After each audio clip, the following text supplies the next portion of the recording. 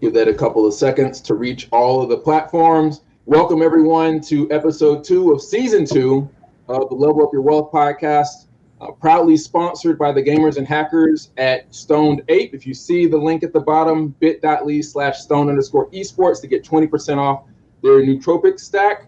They've got morning, full day, and evening like sleep nootropics to help you, just optimize your health, so you can optimize your wealth. I'm one of your co-hosts, Marcus Howard, joined by Mario, and also Joanie. But Mario, if you'll do a quick intro, and then Joanie, we're happy and excited to talk to you.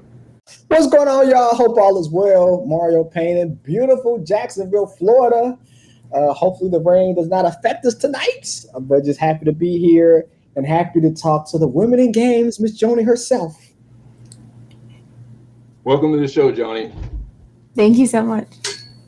So you've been leading Women in Games International for 5 years now? Yeah, something like that. Yeah. Can you very quickly, talk to us about what was the inspiration for that? And actually, you know what? I'm getting ahead of myself. Before we jump into that, we got a 1v1 match, rock, paper, scissors. Everybody get your bets in. So let us know in the chat if you're betting for Mario or against Mario, betting for Joanie. They're going to have a 1v1 match, first to 10 points. Mario, if you don't mind, if you'll share your screen. While you're getting that loaded up, let us know in the chat where you're tuning in from. Thank you for your support of the show. And we'll get this match going. Let me share my screen. Okay, here we go. So I lost last week, so hopefully it's redemption time. All right, so it's the first best out of 10, Joanie. And actually, as we play, I actually kind of talk about trends, because as an investor, depending on what you pick, if you're winning, if you're losing, how you pick your different hands, either rock, scissors, or papers, it lets us know what type of investor that you are. Oh, 2-0. Okay, 2-0. 3-0. I own a roll. And it's okay if you're not in a headspace to chat while you're playing. I can't do that either. I can only play video games or I can talk. I can't do both. It's the psychology. Oh, I was on a roll. Gabe, thanks for joining us tonight. The Gabernator. Where's Gabe from? Gabe, where are you from? Let us know in the chat. Oh, draw. Quick draw, McGraw. You're so fast at picking. Maybe I should slow down if I keep on losing. So it's a close match so far. For those of you who are tuning in on Spotify, right now it's tied at 5-5. Got a couple of draws here. Oh, okay. 6-5. Oh, I won that one. Okay. Sorry. I'm going to just go fast like you. Okay. Oh. Yeah, just don't even think about it. Oh. We're on the same wavelength now, I guess. Yeah, I know, right? I know. I was really good at poker when I first started playing because I didn't know how to play. And then after I learned how to play, I was terrible. You might want to slow down, Joanie, now, because I'm 8-6. So you might want to think about your moves. My dog is barking his tail off. Okay, all right. Let me get here. Oh. All right, match point. Match point. Here we go.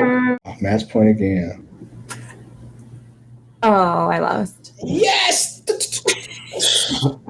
Yeah. Thank you for playing. All right. So about that, right? So I leave from Kentucky. I'm actually born and raised in Cincinnati, so a little Midwest flair there. And Gabe from Dallas. So as y'all was watching us play rock, scissors, paper, if you think about investing, we talk about trends, right? So we noticed that me and Joanie kind of picked the same things, right? So from a trending standpoint, when we were both drawing, we was thinking the same thing. Like we was being kind of more aggressive. If you're more conservative, then you like kind of wait, think, but we just, we drew, let's pick again. So I would think, Joanie, from an investment standpoint, are you more aggressive than conservative, or am I wrong about that? I'm definitely more aggressive. My psychology works. But she's an entrepreneur, right? She owns her own business. You have to be a bit aggressive or crazy to run your own company. Yes. So tell us about your company. And Lee, as Lee pops in, he actually has a nonprofit that specializes in female esports and programming. So I think Lee is like, yes to this conversation. So let us know about the company. Absolutely. So I started in the games industry in 2011. And when I was in it, I was used to being the only woman in the room, and it was just normal. I also got really terrible advice, not just from men, but also from other women who were in executive positions. And I remember saying, why do I need to come in early to clean the conference room for the sales team and order them lunch? Why does that make sense? And it was a woman who was an executive at the company who said, because you're a woman, get used to it. This is your role. This is fine. And I didn't like that, and it didn't sit well with me. And so years later, when I found WIGI, it was changing that stereotype. It was changing that mindset, and it was changing that systematic approach to, because you're the woman, get used to it. You're fine. And so we had 2 programs when I first started. We had 2 networking events, one at E3 in LA and one at GDC in San Francisco, which means you had to be able to get to one of the most expensive cities in the country to be able to access our free programming. And that also didn't sit well with me. I grew up in poverty, and I just didn't have that level of access and opportunity. So I wanted to create programming that we could really share with people virtually, that we could bring people to those conferences, that we could be the reason that people were able to get there. So we completely redefined the programs portfolio. In 2022, we ran over 90 programs, workshops, panels, and initiatives. We're also sponsoring to get women to events. So we're trying to normalize the conversation of having a woman, a non-binary, or a femme-identifying person being the speaker at an event, having that gender equality, having that opportunity to normalize those conversations, to make it so it's not exceptional to have a woman in the room, having it just be part of the conference, having to be part of, who is part of the games industry. And so WIGI is really focused on resources and creating resources, and then community. So we have over 38,000 people worldwide who are part of Women in Games International. So we're really trying to just normalize those conversations, empower people to open the door for themselves and stop waiting for somebody else to do it for them, and just find ways to create cheat codes. If I can tell you the things that stopped me in my career, the things that hindered me, and create that cheat code for you so you don't have to kind of trudge through the mud as slowly as I did, I would love to make sure that we had those, access and opportunities for people. What was the worst advice you received? Oh man, probably to keep quiet, to be grateful that you even have a job. I was told to not take up that space, which is why I'm such a component of post on social media. Tell people what you're doing. Let people know. That's part of your personal brand. That's part of letting people identify you kind of quickly and online. And what are you doing? What are you working on? But to just kind of sit tight and hope for the best. When I wanted a raise or a promotion, it was sort of that: keep working hard, keep your nose down to the grindstone. Don't tell people, because then you're boastful, and how do you fit a hat on that head? It's such a big head. But just people will know that you want that raise or you want that promotion. They'll just kind of know your internal hopes and dreams, and I'm sure you'll get it. You'll be fine. I think that was probably the worst advice. And I want to take a quick second. One, I clicked the celebrate on LinkedIn. So for those of you, thank Joanie for joining us. If you'll click that as well. I have a question for you. Actually, I offer opportunity for the group who's joining us virtually. If you have questions for Joanie, please let her know in the chat. We're here to get questions answered by her and also by Mario.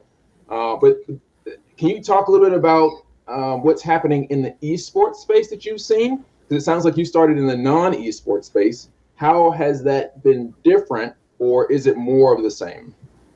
I kind of started in esports in that I started with a peripherals company that focused on working with esports players to develop their peripherals. So headsets, mice, keyboards, things like that. And so I had more access to esports teams and to esports professionals. And then from there, when I did my master's degree program, I focused my capstone project on an esports apparel company's expansion into Asia. So I got the opportunity to really research from an economic standpoint. What does esports look like? And it was then that I really saw the lack of representation of women in esports. And again, not only how exceptional it was to be a woman in esports, but how much toxicity there was around that. And so I really focused on the women who were still paving the way despite the toxicity, and just kind of learning from them and talking to them. Heather Grazo is actually on our board of directors. She's the first woman ever indicted into the Esports Hall of Fame. We work really closely with a lot of different women-focused teams and just kind of trying to normalize that conversation. I think the biggest thing is having those women-only tournaments and women-only events, which was not a thing in the past. And if it was really focused on not giving the same access and opportunity. So not having the same prize pool, not having the same warm-up space, not having the same equipment. I remember all the equipment going out at a women's only tournament not too long ago. And it's just the idea and the concept of that. It's not even like the B team. It's like the ghetto team. It's very treated like not good.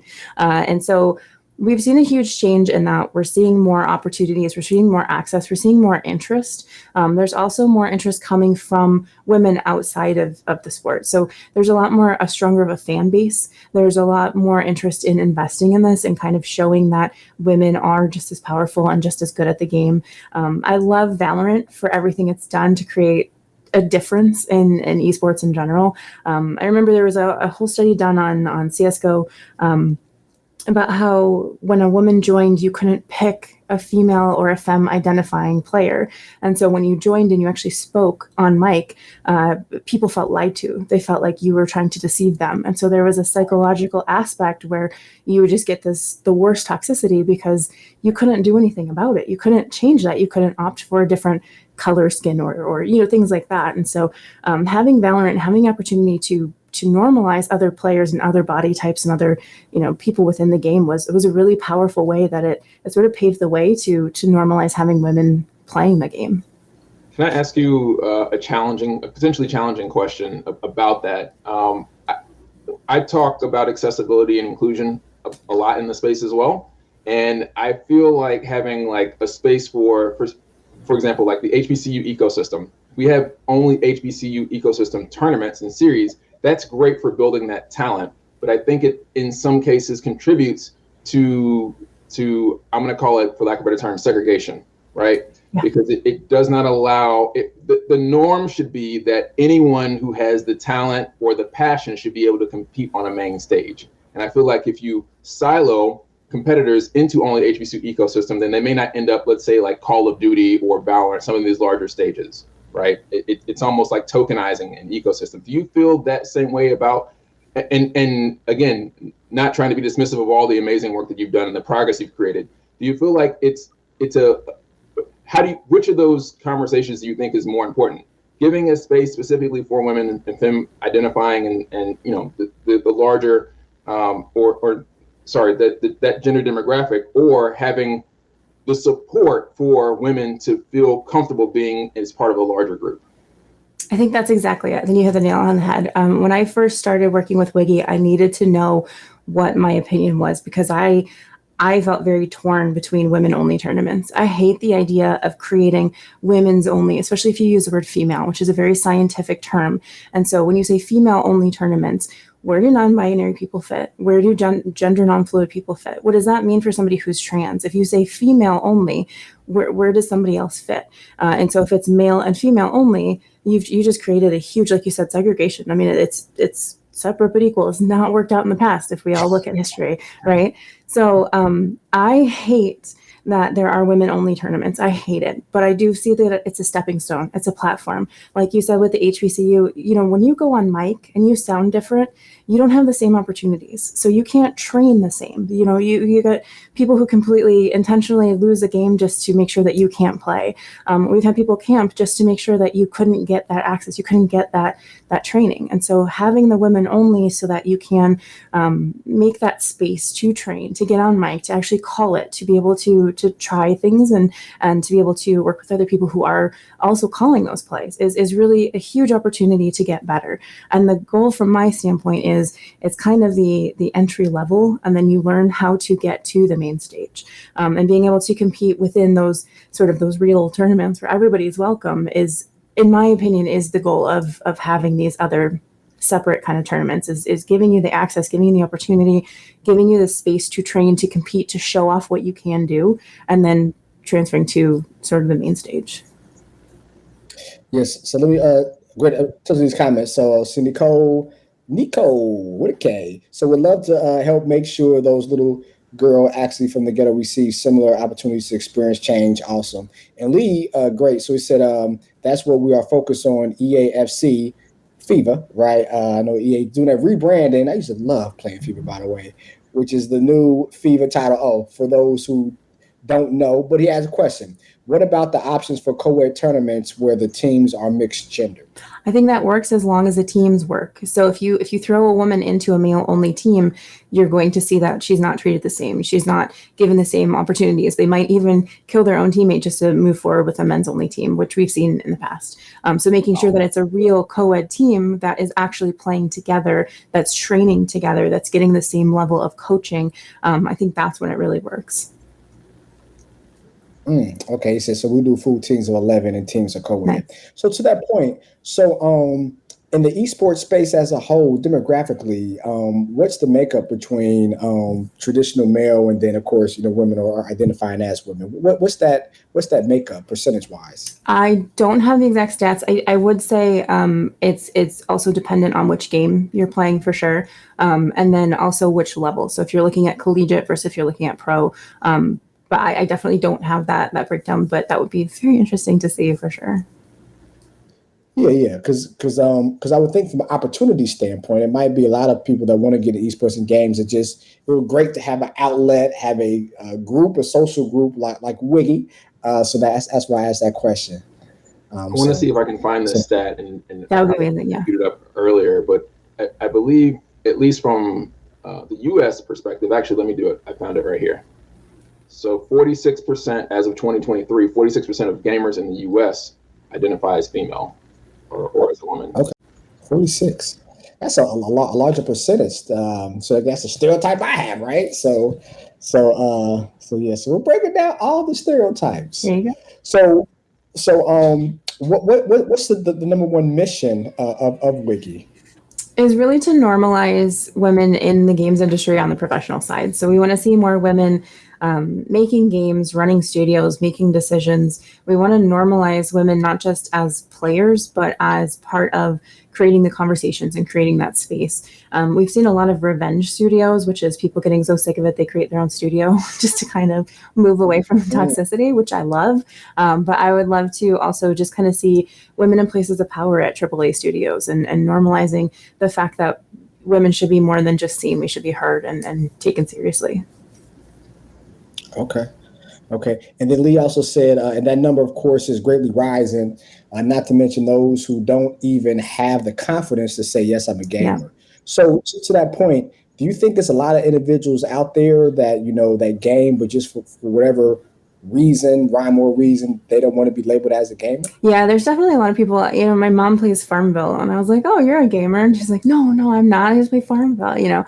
And there's a lot of people that play mobile gaming that don't consider themselves gamers. But I think the normalizing that women can be gamers and that it's okay to be a gamer has really changed. I know there was, being in my high school versus being in my son's high school, I'm like, how are you cool? I was a nerd and we're the same. So it's just kind of creating a change to sort of what gaming means to people and how people identify and whether or not they want to be in that space, which I think is really cool and powerful. So we're really trying to focus on how do we help somebody open the door for themselves, whether that's creating a resume or updating your cover letter, having that coaching and that opportunity. And we see a lot of times men get this coaching and opportunity and then it kind of breaks down from there. So it's sort of like cis white male, and then it's LGBTQ plus has a little bit less, BIPOC has a little bit less, and then women has a little bit less. So if you're an immigrant woman with a disability in the LGBTQ plus space, chances are you have the lowest amount of training, of mentorship, of access, of opportunity. So how can we change that dynamic? How can we change that conversation?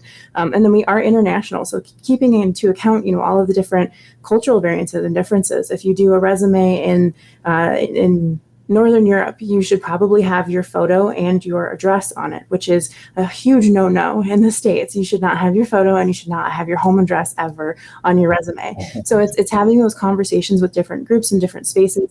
Don't dox me, bro. Yes. Exactly. And then we've seen a huge uptick from women specifically in the Middle East and Southeast Asia that are saying, I want a mentor. I want someone who looks at like me in a place of power in the games industry, and I can't find someone in my geographic region. So what do I do? How do I create that access and opportunity? And so it's, there are people there. Let me sync you up. Let me connect you. And if we really can't find somebody, let's go ahead and, maybe your mentor becomes somebody from San Francisco, and that's fine too. So having those conversations, normalizing you belong in this space. A lot of times we're just sort of told that we're not supposed to be here, and that we're in the way because we are here. So changing those conversations. I think women, not overspend, but outspend men in the gaming industry as well. I don't have that specific stat. I think I saw that on LinkedIn, a few months ago. So it's odd that there is still such a stigma there when, from a total spend perspective, women are driving the industry. We know what we want. Yeah. 3-5 years from now, what are some of the things WIGI is going to do to kind of push the narrative and help? We've been really focusing specifically on the GCC region. We've been really, really looking at sort of Saudi and this space where there's a huge uptick in interest, and there's just a lot of toxicity surrounding it. So Gamers 8 was a huge opportunity to just kind of see how few women were there, but how much interest there was to kind of get in the door. And so we're working specifically with Epic right now to run a mentorship program focused on really sort of doing technical skills. So having the opportunity to show off that you can be in the space, that you belong in the space, and that you have the technical skills to do the thing, to make the game, to make the change. And bringing in that fresh perspective to that technical aspect means that we're going to have, changes in the game that are reflective of the personality, the beliefs, the things that women want to see within the game. And so we're really focusing on how can we continue to support women from all over the world. How can we continue to have these cheat codes and have these conversations? So, I always ask my board, what is something you wish you had known at X stage of your career, would have completely changed the trajectory of your career, or would have, just been a helping point, something that you wish you had learned that you could get through. A lot of times it's, very technical things like, I wish I had known to build my network. A lot of people are collecting LinkedIn profiles, but they don't actually have a connection with those individuals. So it's not really helping you, and it's not something you can actually reach out to support or for mentorship. And other times it's, legality. I did a negotiation for my salary and I didn't have it in writing. We had a handshake deal.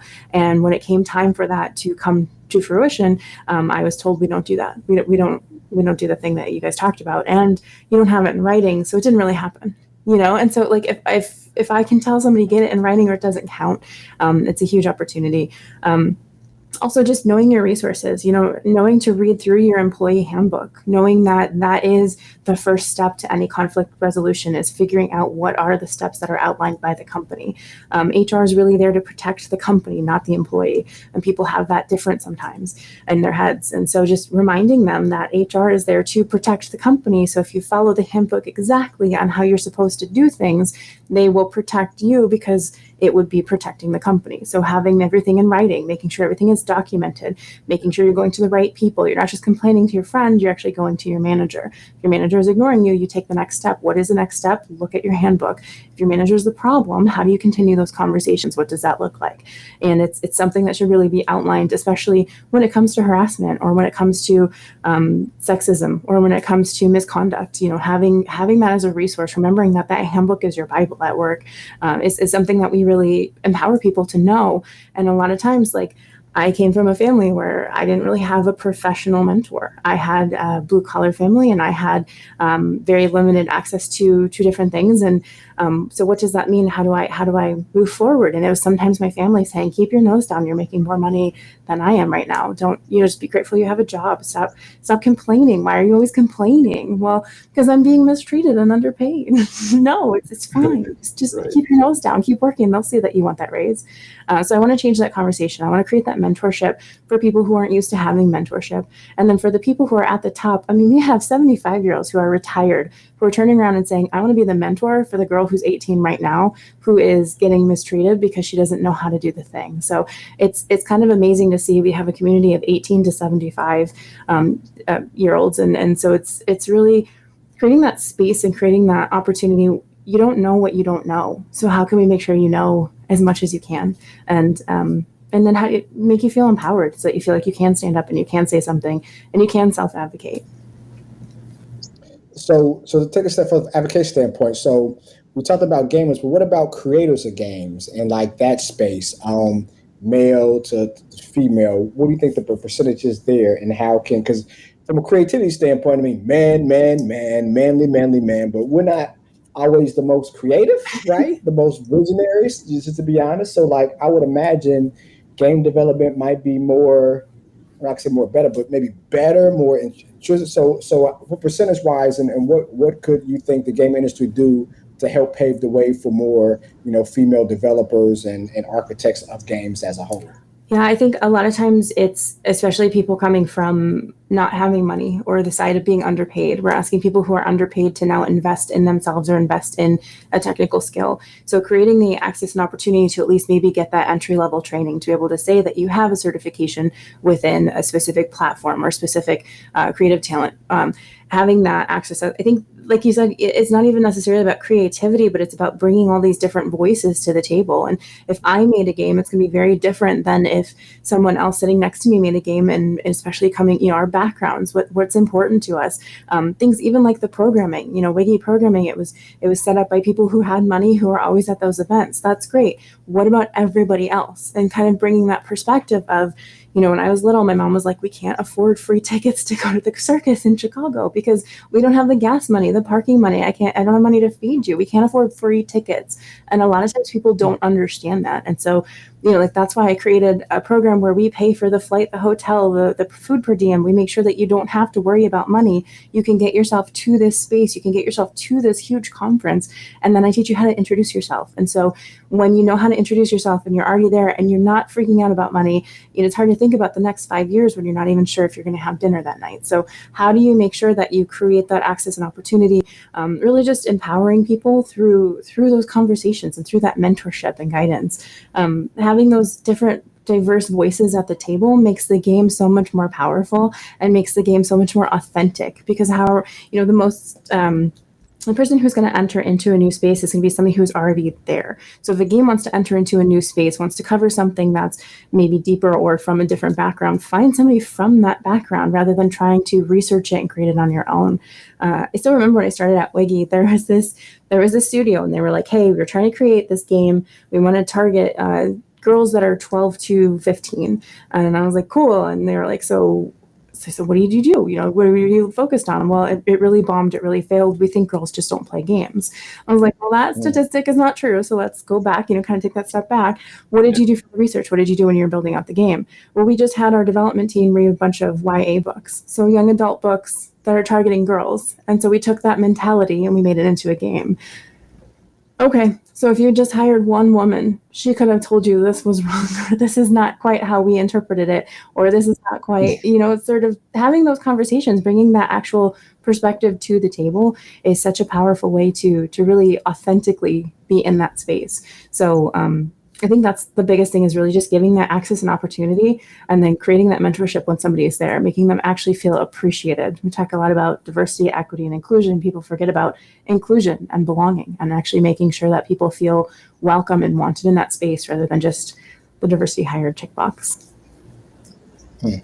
I'm asking all the questions. I'm sorry, Marcus, but this is fascinating, right? So you can also have some. So you guys have a program inside WIGI where you help individuals with flights, hotels. So like, how did you think of that? How did that come to fruition? Like, talk about the importance of relationships. I'm pretty sure you might have some financial help with some of the companies that's helping you, right? So like, let's talk about that process. How'd you do it? How'd you come up with it? And some of the relationships that you cultivated to even make that happen. And as you're doing that, I did just do a screen share of your website. So if anything on the website can help you answer that, I'm now sharing the website. Thank you so much. Yeah, so we have our programs tab, which has all of our programming in it. Our Get in the Game program is the one that helps you actually get to a conference. So the focus of the Get in the Game program is essentially, like I was saying about the ticket situation. We had an opportunity to get free tickets to the circus in Chicago, and we couldn't afford those free tickets. And WIGI was founded at GDC, and GDC reached out and offered us free tickets. And all I could think about was, what if people can't afford free tickets, and they even said we give out free tickets to all of these specific demographics and groups, and we're still not seeing much more diversity every time we give out these tickets. And I thought, I wonder if it's because people can't afford to get to San Francisco. And so we really started pricing it out. It can cost $5,000 to $6,000 to attend GDC free ticket, and the ticket is also through the roof. You're right. I had that exact same thing happen. And not to cut you off, but just as an extra story, 2014, my brother and I, we've both only been to one E3, and so we had a service learning internship at our alma mater, Georgia Southern. We had to shut that down in order to go to E3 because we were a small business, we were bootstrapping, and it cost us $5,000 for both of us to get flights, hotel, and tickets to the event. We actually had to basically smuggle lasagna in my brother's book bag that his wife made, lasagna and cupcakes in his book bag, because we didn't have money to pay for food when we were there. So like we ate the continental breakfast, and then we went to the convention center, then took the taxi back, and then like ate some lasagna real quick and went back. We did that for 3 days, and even then, like we barely were able to make that experience, and it basically bankrupted our company in the process. So if anybody else didn't have that, I can't imagine. It's no surprise to me what you're saying. I lived it. Yeah, absolutely. And it seems like it's harder for people, especially people outside of California or outside of San Francisco, to just try to find somebody to kind of either bunk up with or to, kind of utilize resources. Like I have a friend who has a couch, and, and it's something that's difficult. And I'm not saying it's not difficult for cis white males. I'm just saying it feels like it's more difficult for people outside of that area and that space. And so we were seeing that, and we're seeing, just a huge interest in people going, people constantly posting on socials that they wish they could be there. They just can't afford it, or they whatever it is, whatever was kind of stopping them. And so we had the free tickets. So there was already kind of pulling back on that. We started working with a hotel. And so we kind of booked out a space at a nonprofit discount. So that was also helping through, saving us a little bit of money. And then we got sponsors. So this last GDC was actually sponsored by Google. They have Google Scholars. So they're focused on people who are trying to get their master's degree or their doctorate, and they're providing funding and support for people who otherwise couldn't afford to kind of finish school, and specifically focused on gaming.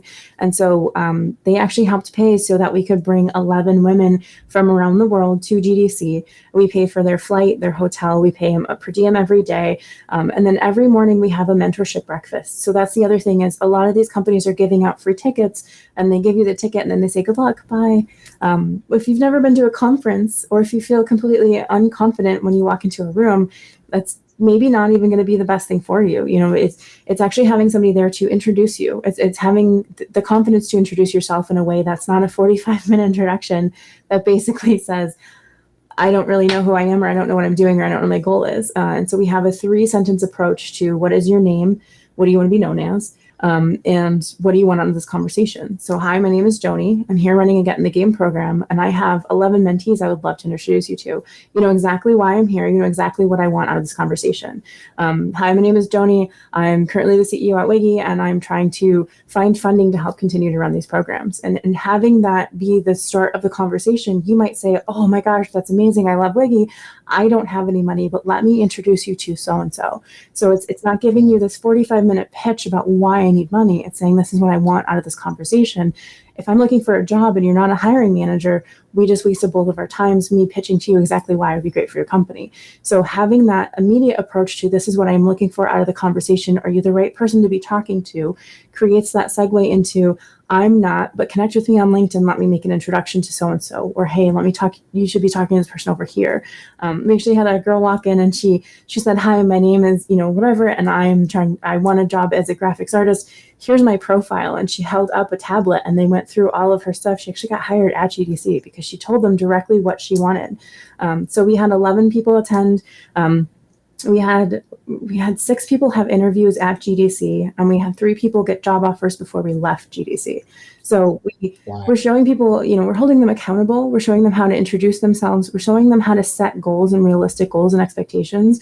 And then we're empowering them to do the thing themselves. I don't want you to depend on me for an introduction, because I want you to know that you can introduce yourself. No matter who the person is, no matter how much you idolize or look up to them, you should be introducing yourself, and you should be confident enough to do so. it also created representation. People saw them doing it, saw it being successful. We actually had other mentees from other programs come up and say, can you teach me how to do that? Absolutely. We want everybody to know how to do this. That's the whole point. That's the whole goal. So we actually helped a couple other people get jobs outside of our group even, which was another powerful way to just kind of continue to change that dynamic, continue to change that, systematic message that you belong in a specific space or in a specific role. And so it's everybody from finance to marketing to business development to level creation. We're just trying to normalize having different people within the industry across the board. That's dope. I wish it has to be something out there. Like you think about these big conferences, right? So much is going on. There's so many people.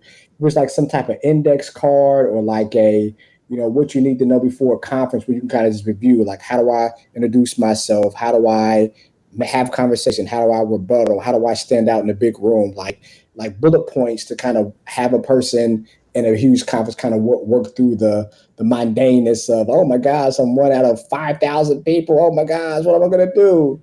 So that's dope that you guys got that cards. So you guys are set up as a nonprofit or for-profit? We're a nonprofit.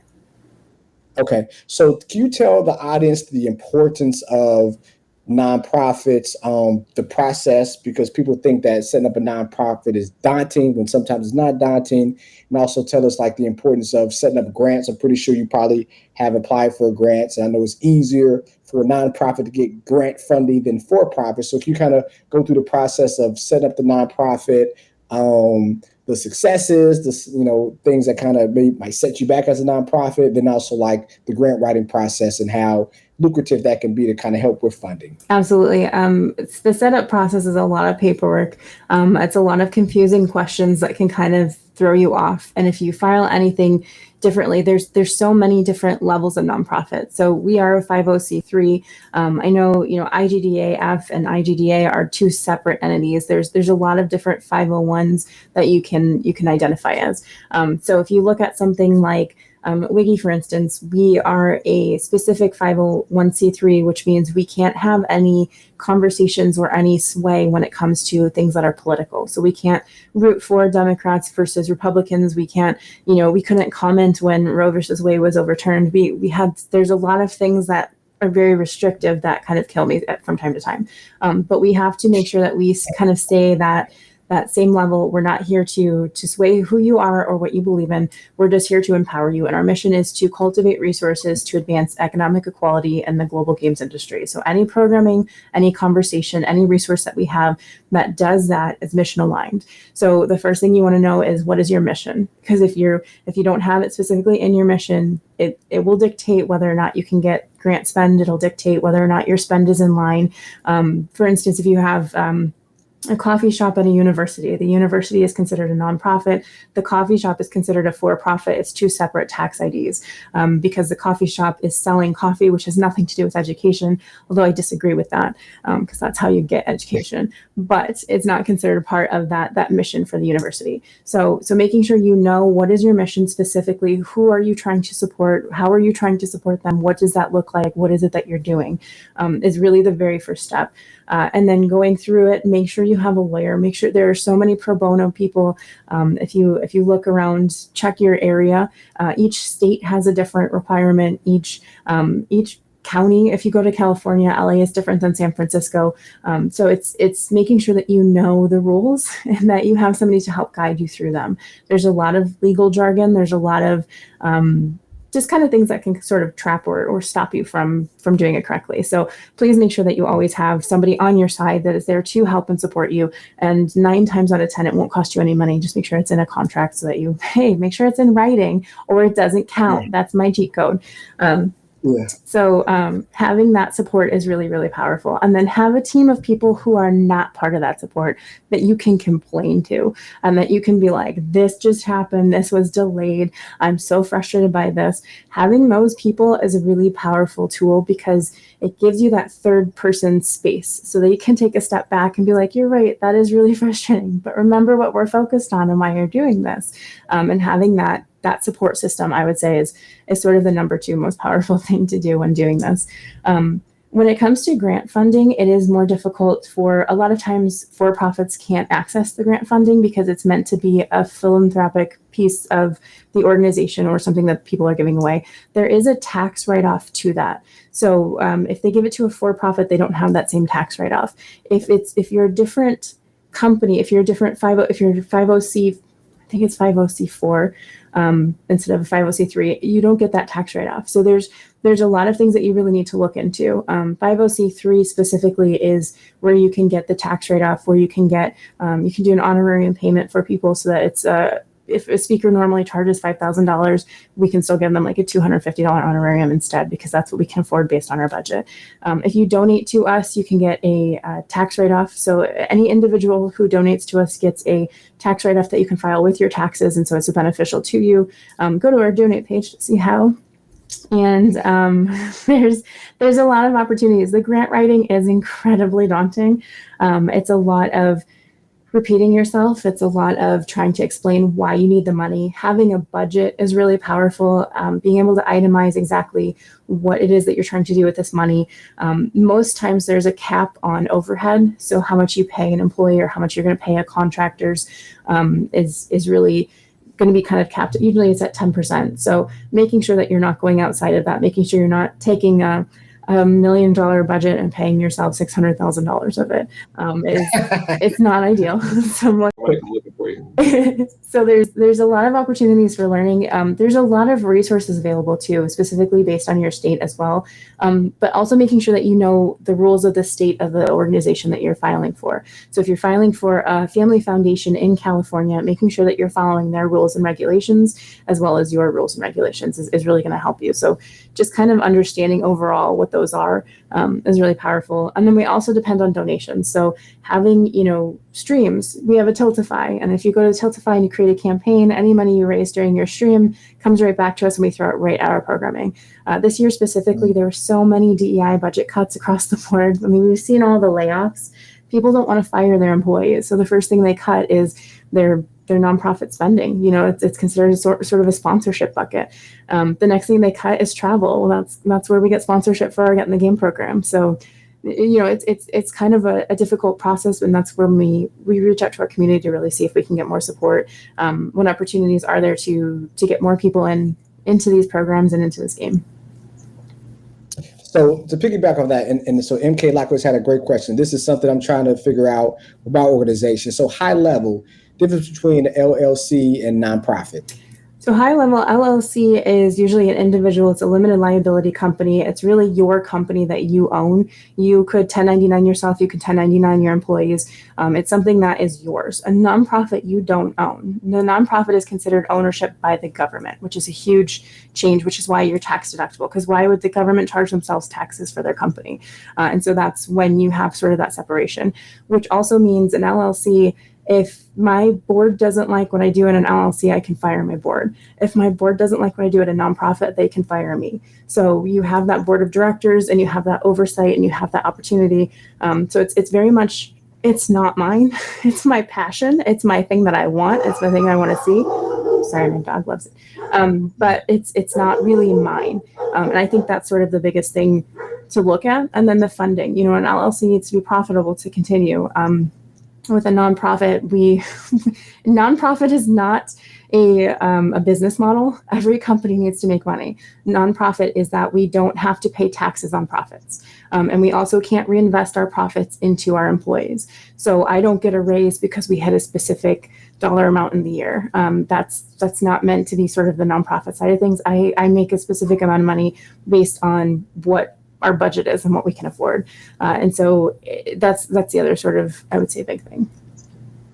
Yeah, and to take it a step further, MD, because I have a S Corp, was first an LLC, then S Corp, and also I have a foundation that's a nonprofit as well. And basically, I say like S Corp, LLC, like is where you want to kind of make the money, and then a nonprofit is like where you want to make an impact, right? So I think when you create your organization, you really want to make an impact. If you want to make an impact, the nonprofit world might be better. If you want to get to the bag per se and get some coins, then the LLC, S Corp, which for you probably sole proprietorship at first, then S Corp would probably be the biggest bang for your buck.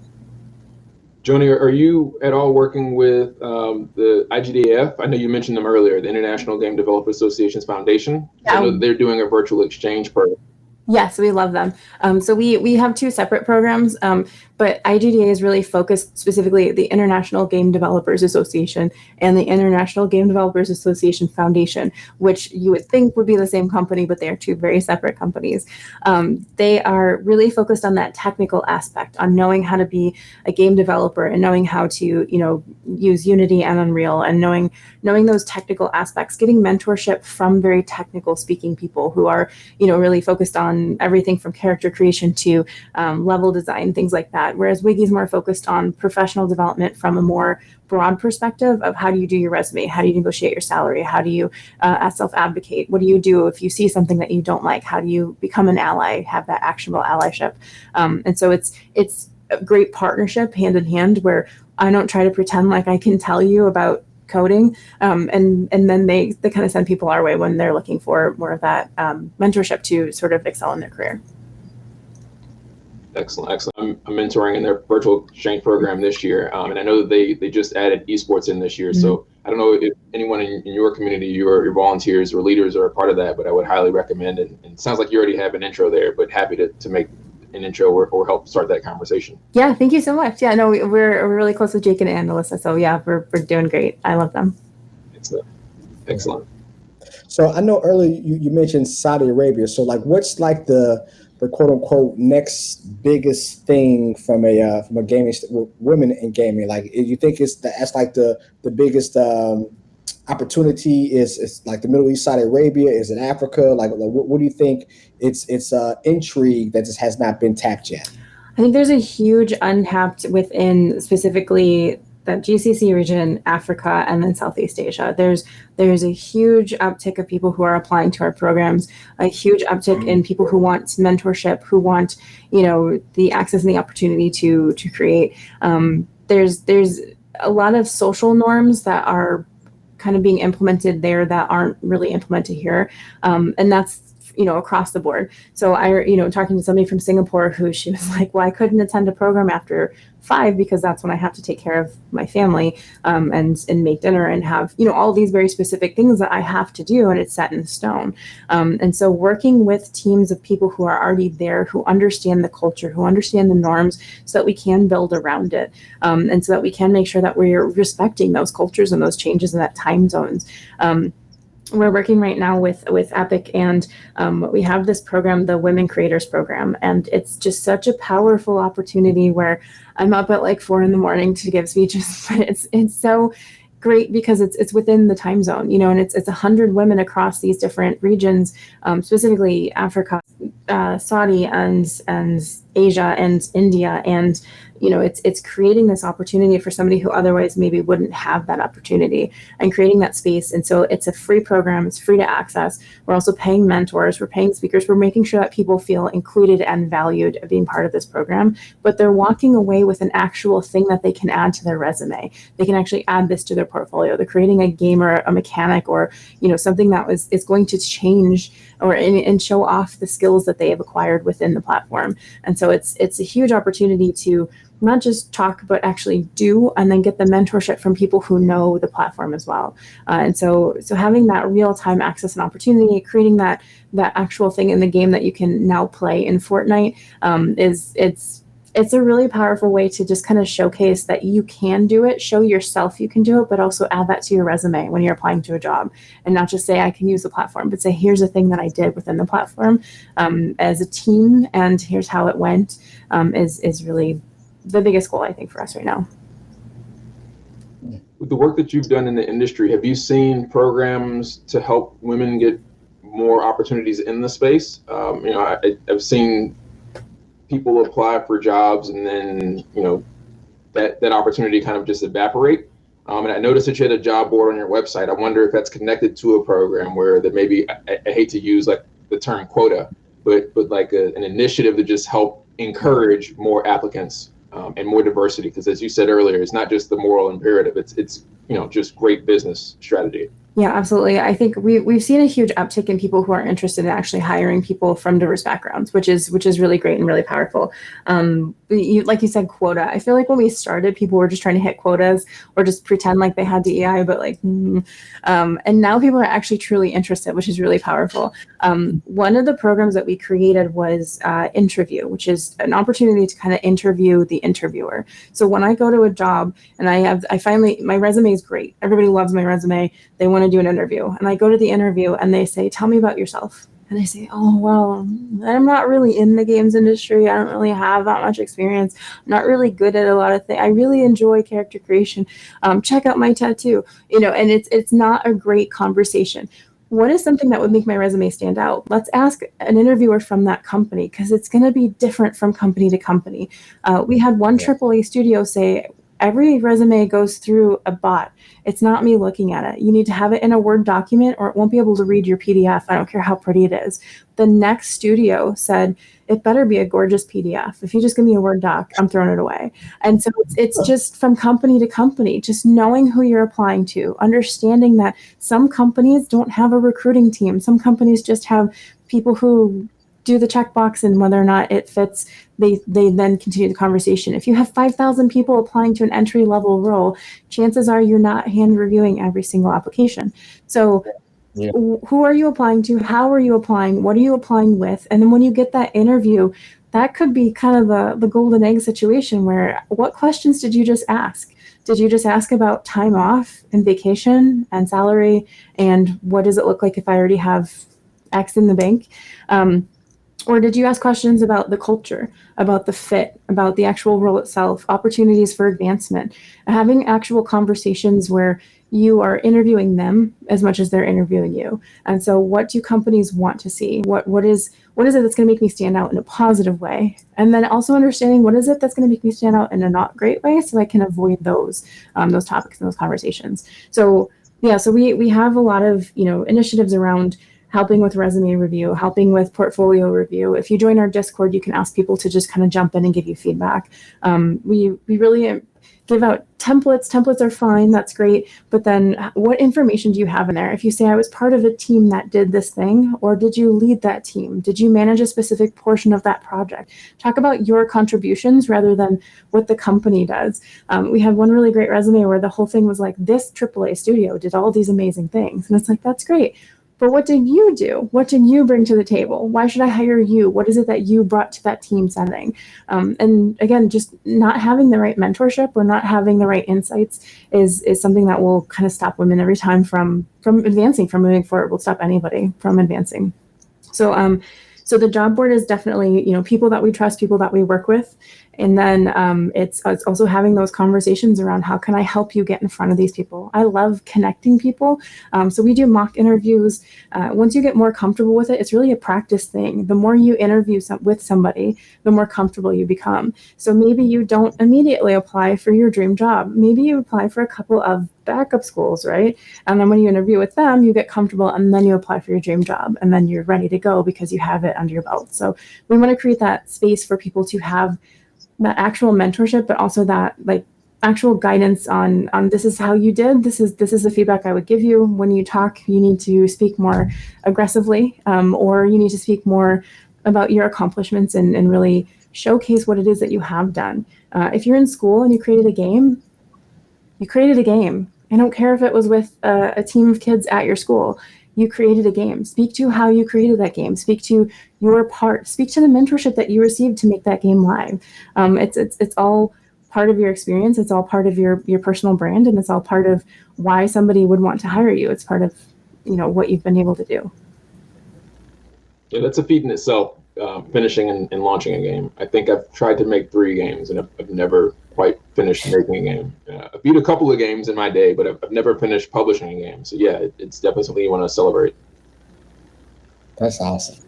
That's awesome. I know. So we want to keep you. I know we run up on time, but so last 2 questions for me. Number 1, where do you see WIGI in 10 years? And then 2, in the space when it comes to female representation, what's the one thing that has to happen so we have full representation like we should?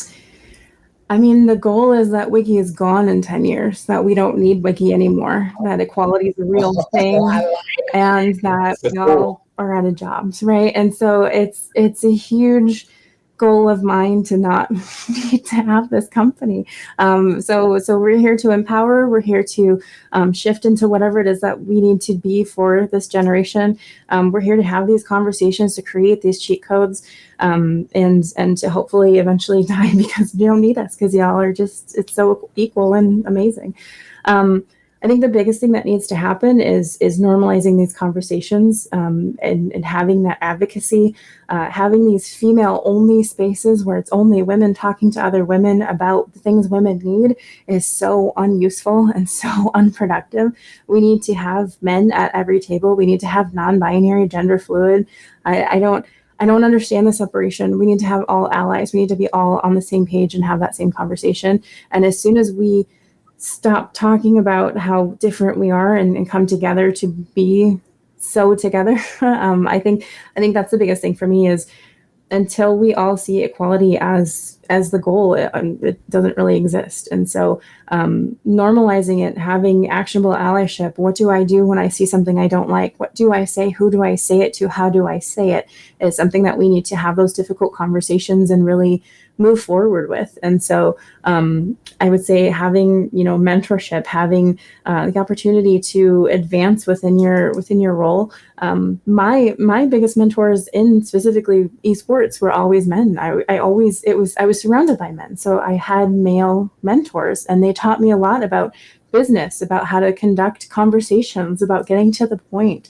And that was a really powerful thing. And then now that I have my board of directors, I have mostly women who are my mentors. And it is interesting to see the difference between the mentalities. It's interesting to see, what do you prioritize and what do you feel is important? And so having a mix of mentors, not always having the same mentor, and stop looking for mentors who look exactly like you, because that's not going to be a different perspective. You're going to learn a lot about the same thing that you already think. Is that really mentorship, or is that just an echo chamber?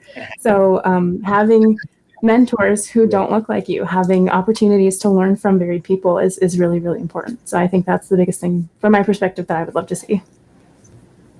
Okay. That's awesome. So thank you so much for your time. Before we go, as we mentioned earlier, if you don't mind picking someone that you really, got you inspired by their questions, so we can grant them a digital copy of Mario's book and my book. And I think actually, if you don't mind picking two people, because I don't know if anyone voted for or against the two of you when you had your RPS match. They wanted to be neutral. So if you don't mind doing that, and then after that, if you will please let everyone know where they can support you and WIGI and anything else you have coming up between here and the end of the year. Awesome. I would like to pick Nicole, who said that she would love to help make sure that those little girls actually from the ghetto receive similar opportunities and experience to change. Full support. And then Lee Bush, who was really, really great at saying he wanted to be part of this and be a professional player and move things forward. So I would pick those two people. You can find us at getwiggy.com. We are getting more women in the games industry, so we're Get Wiggy, and we are Get Wiggy on most social platforms. And any support, we have an opportunity to volunteer to be a speaker, to be a mentor. We have a mentorship program coming up in Q4, and we always have opportunities to just get your message heard. We do have an active Discord where we talk a lot to people trying to get ahead in the industry. So anybody who has experience reviewing resumes or portfolios, or who can provide any cheat codes that you've learned along the way, we would love to have you as part of that conversation. Excellent. Well, thanks so much for your time and the insights. This has been amazing. Wish you the best of luck for the end of this year and into 2024. Let us know if there's anything that we can do to help you with your success. Mario, before we go, if you let everybody know where they can find you and support you. Yeah, of course. Yeah. So this Google Mario Payne, or just my Instagram, either Relax Investor or Painful Profits, PAYNEFUL Profits. Because when we make money, it's painful, but it is profits though. So yeah. Excellent. And thanks everybody for tuning in tonight and every night, every week. We appreciate your support. We'll be back next week. Amir Satvat from LinkedIn fame, LinkedIn top voice for gaming, will be our guest for next week. We're going to talk a little bit more about support for career resources, as I'm sure, especially if you're tuning in from LinkedIn, you've seen a lot of the stuff that he's doing. And so be sure to tune in next week. Again, that will be next Thursday at 6 p.m. Pacific, 9 p.m. Eastern. And one more shout out again to Stoned Ape. Thank you, Stoned Ape, for sponsoring. I don't know if you can see that, but Stoned Ape is sponsoring this episode and this podcast this season. If you look again at the link at the bottom, bit.ly/stoned_esports. As they said last week, there are no mushrooms or any drugs in what they create, but it's a great opportunity to leverage the all natural vegan health stack. Particularly this Stoned Ape Dream has been helping me go to sleep, which is tough to do after I've been on the computer all day. So click the link to learn more. Again, Joanie, thank you for your time, and we'll see you all next week to help you level your wealth. It's really fuzzy here, but I see you all. Thank you for your support. We'll see you soon. All right, peace, you guys.